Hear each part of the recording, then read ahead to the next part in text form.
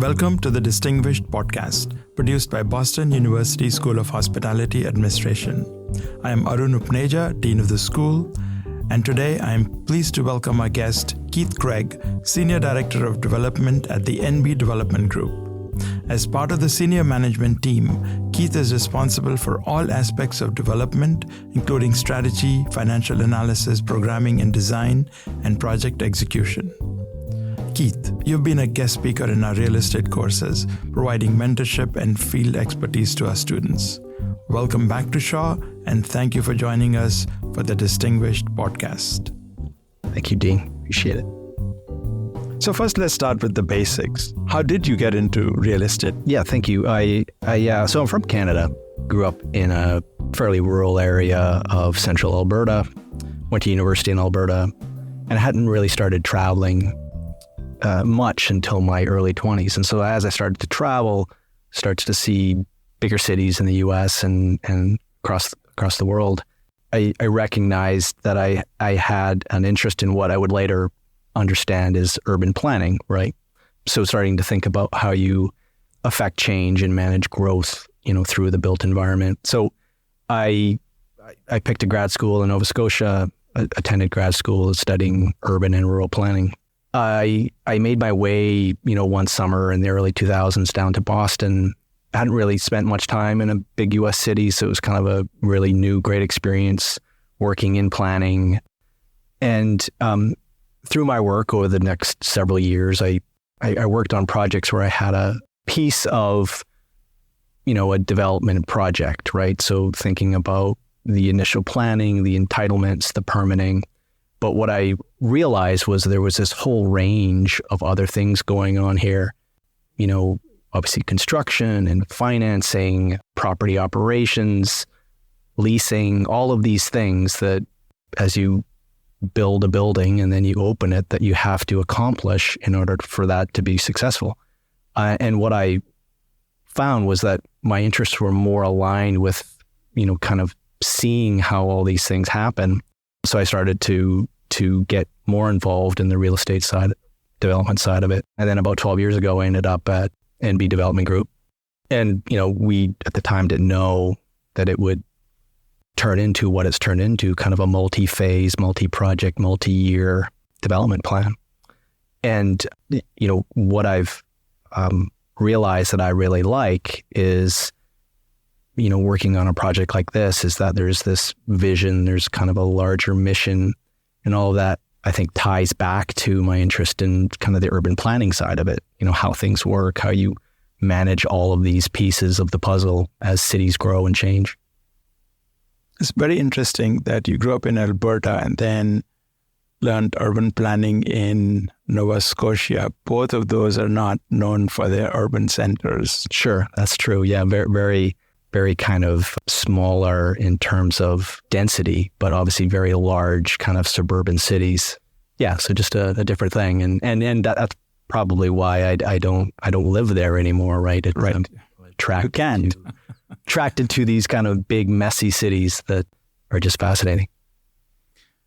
So you mentioned NB Development Group, which stands for New Balance Development, the sneaker company, which I've been told are seeing a resurgence in sales and they've become very trendy. But I want to focus on the NB Development Group. So can you sort of describe how that group started and what does it do? So that group specifically, we started back in 2011, which, I started back then, July 2011. There was a property group that always existed before that. New Balance has been in that immediate neighborhood in Brighton for over 50 years since our owner, Jim Davis, has owned, New Balance Athletics. He's had 3 headquarters there over that time period. And so it kind of coincided with a pretty concerted effort at growing the company.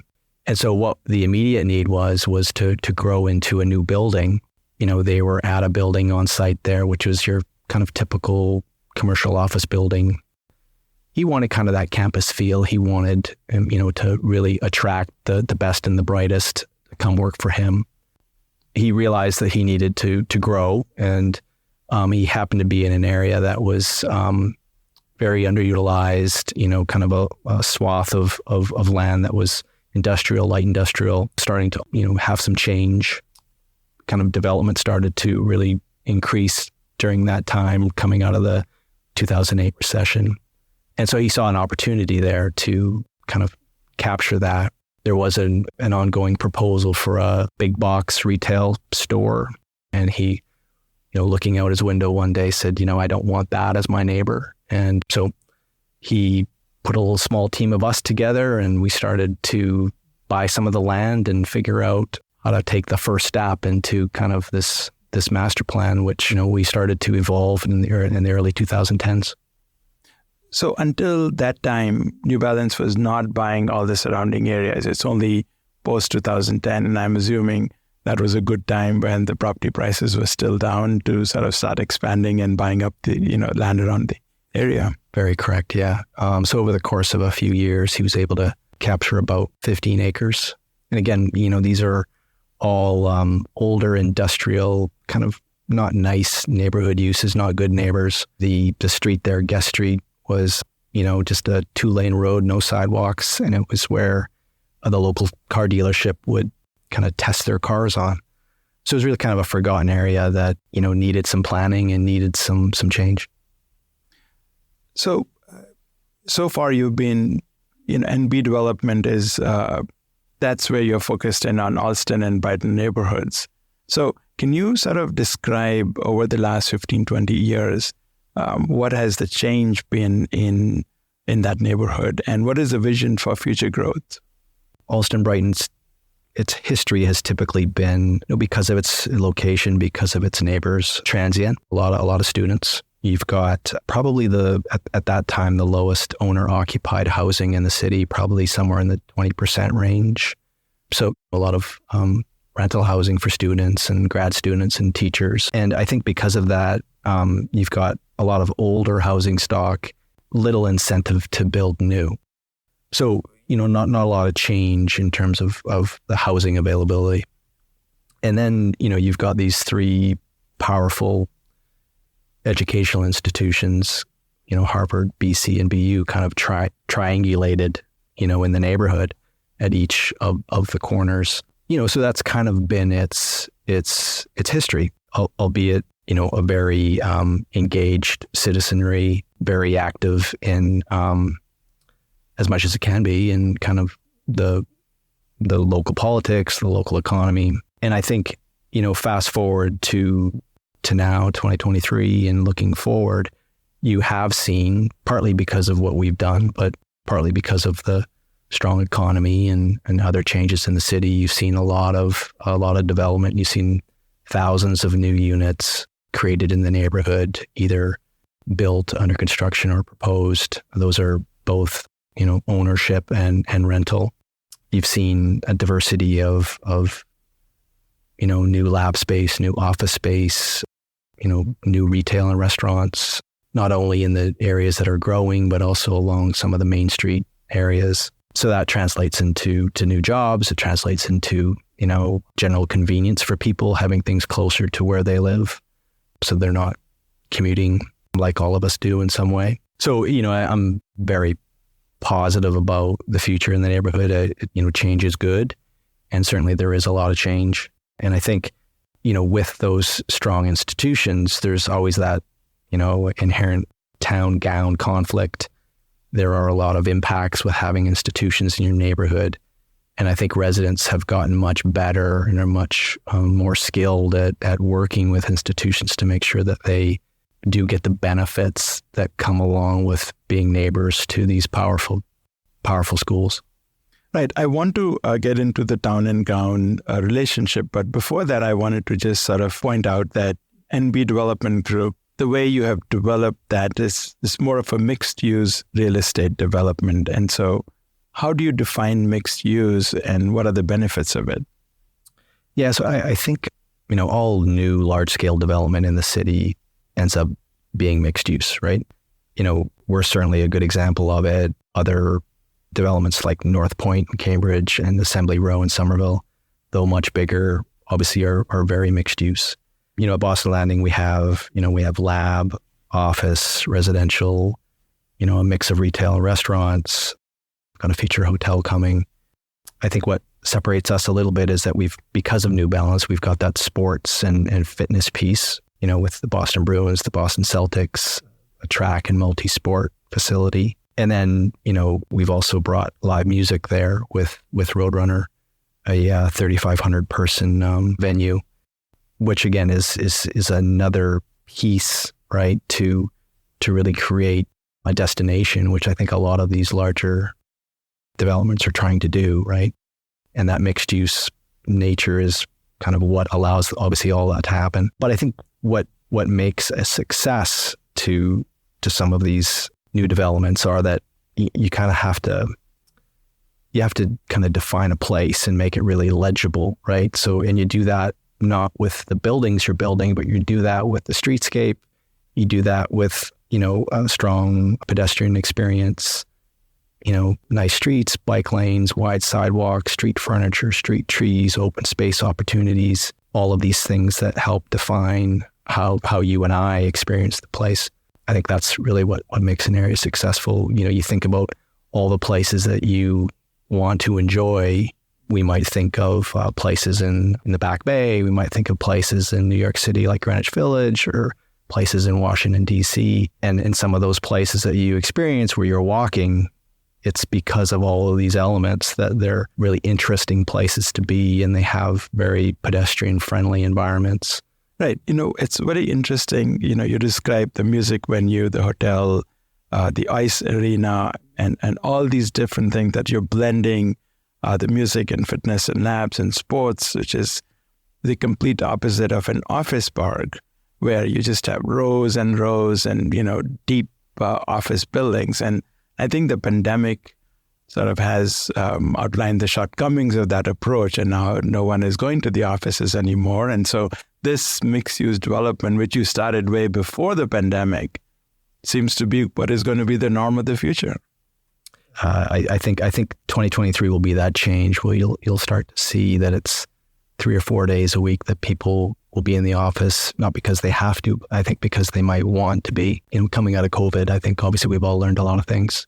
Having New Balance as our primary sponsor, right? Kind of the major tenant here, kind of all things permeate New Balance. It's been easy to attract, kind of those other like-minded companies, athletic teams, people young and old. Jim Davis, he wanted this place, as I mentioned, to be a destination. He wanted it to be unlike anything else there is around. So, we needed a broad range of things, a broad range of uses and attractions for that to happen. My question is, how did you engage? So first of all, I'm assuming that engaging with the communities or the neighborhoods and engaging with the town are one and the same thing. Is that true, or you engage with them as two different sets of stakeholders?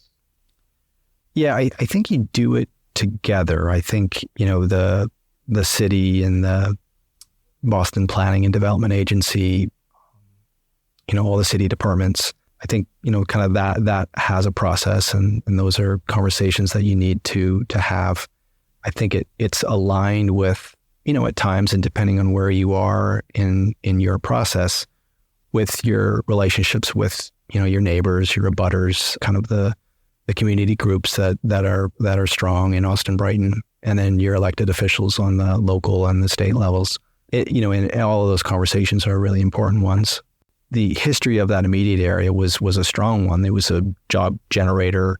It was quite an important piece of the neighborhood. It was rail yards for a long time before that. It was stockyards and, where a lot of cattle were. So again, it was part of the economy. And as each of those economies moved on and moved out of the city, obviously the area stagnated.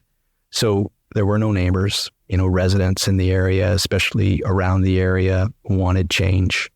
They wanted things to improve.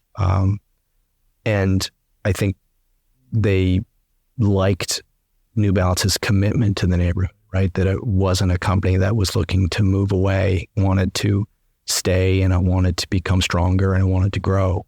So they liked that commitment.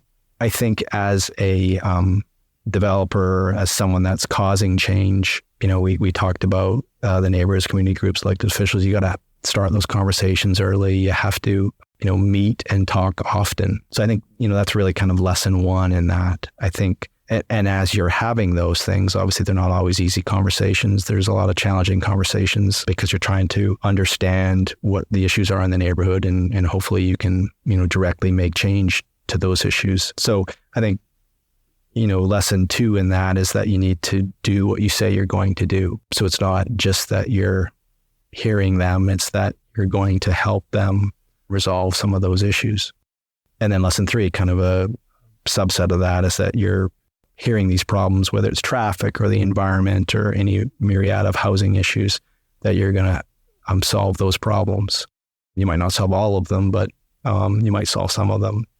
So a good example of this is that from the very beginning, we knew that public transportation was an issue in this neighborhood. Really, all you have is pieces of the Green Line, which we know is a valuable resource for everybody, but it's also not the best means of rail transportation. And this neighborhood had really good commuter rail service back in the 50s and 60s. Once the Mass Turnpike was extended into downtown, kind of squeezed the width for commuter rail, and commuter rail was removed. So there was always been that goal of how do you get this back? And the state has always had plans to return commuter rail to the neighborhood, but again, they have their own problems, and this wasn't a priority.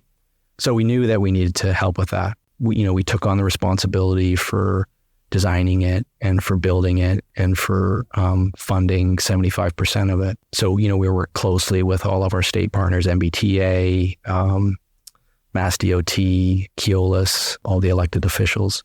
And we started construction in 2015. We opened it in May of 2017.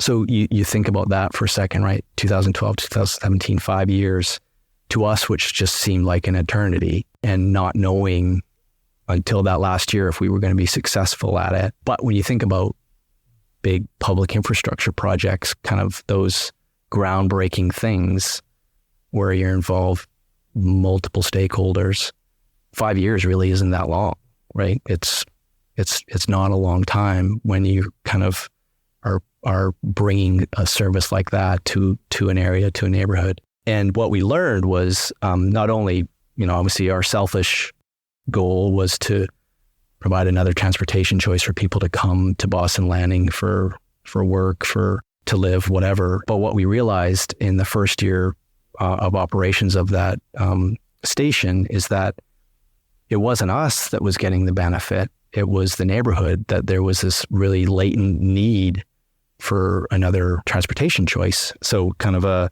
fascinating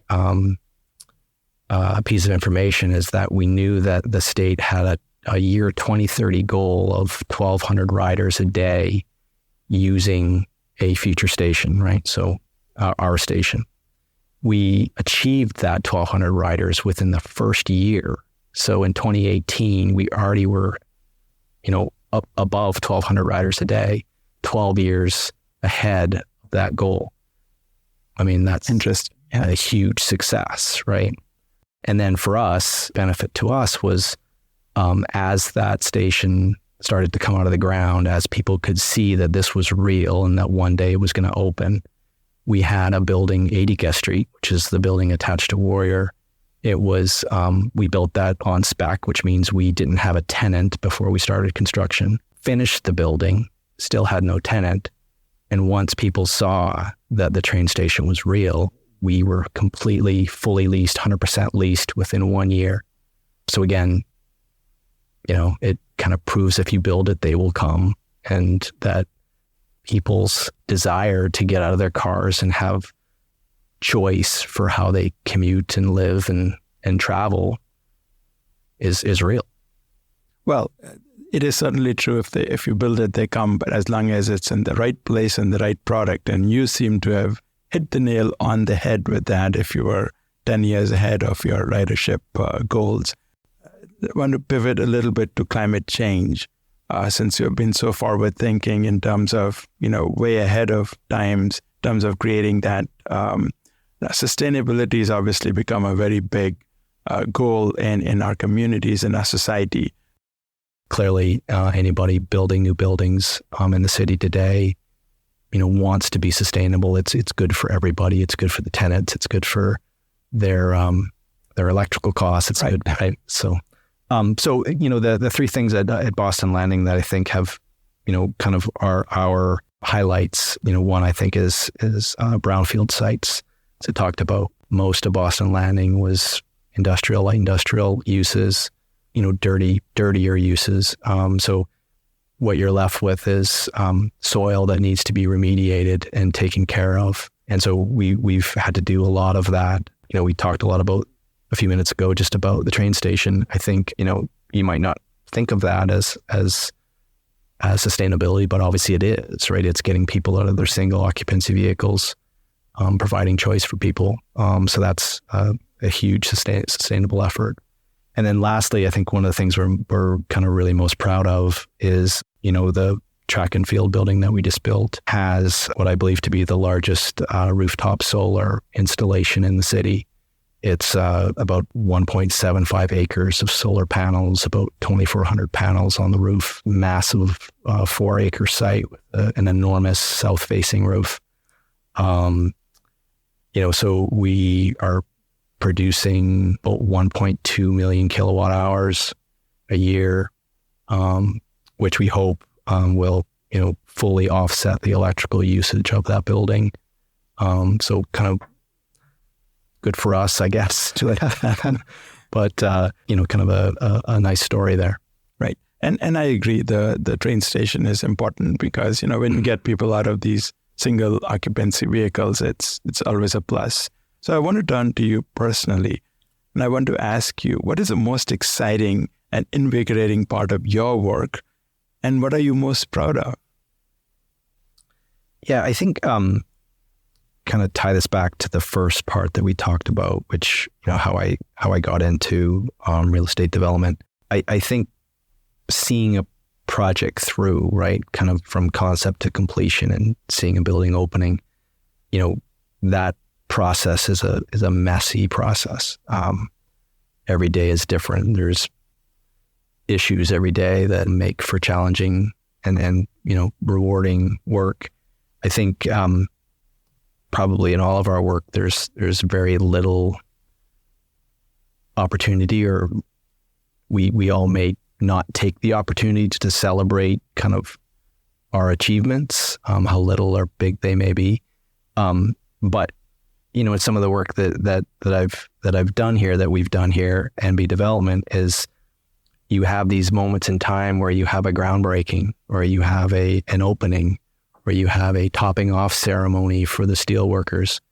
And I think those are the moments that you learn to kind of, wow, okay, this is a great day, right? Look what we've accomplished together. The team, the broad team, with all your designers and engineers and contractors, neighborhood partners. It's kind of a fun thing, and it's a good day. It's a happy day.